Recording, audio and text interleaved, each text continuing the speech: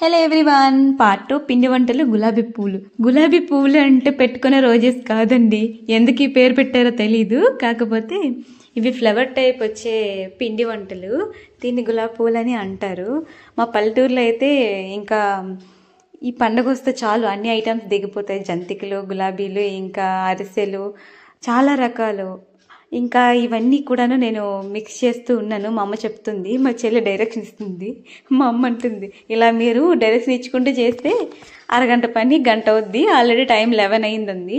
11 అయినా సరే మా నాన్న మాకు ఎంకరేజ్ చేస్తూ కామెడీ చేస్తూ మాకు అసలు టైం తెలియకుండా ఇంక చేస్తున్నారు, చేయండి పర్వాలేదు ఏమైపోయింది అని.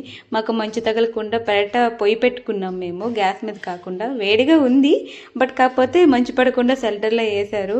దాంట్లో నువ్వులు వేస్తే బాగుంటుందని ఒకరు, ఇంకా ఇలా కలుపుకుంటే బాగుంటుందని ఇంకొకరు, మొత్తం ఫ్యామిలీ మొత్తం అక్కడే ఉండి ఈ వంటలు అనేది చేసుకున్నాం. చాలా హ్యాపీగా ఉంటుంది. ఇంకా మా తమ్ముడు రంగంలో దిగాడు, నా వల్ల అవుతుందా అని. ఏమో ట్రై చేయంటే ఇంకోటి వచ్చి ఆయిల్ పోసాడు.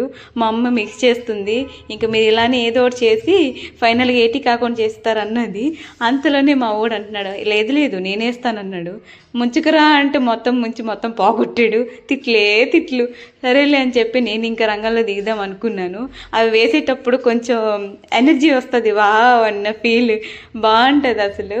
ఎలా వస్తాయని నాది కూడా ఇరుక్కుంది. మా అమ్మంది సైడ్ జరగండి, ఇలా అయితే మార్నింగ్ 2 అయిపోద్దండి. మొత్తానికి ఇలా అలా చేసింది. ఇదేంది లైటింగ్ రావట్లేదు, కలర్ ఫెయిల్డ్ అయిపోయిందని చెల్లి అంటుంది.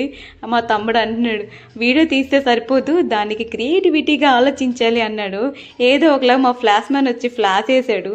దానివల్ల మాకు బాగా యూజ్ అయింది, బాగా వస్తున్నాయి. అసలైన కలర్ ఇది. Wow super.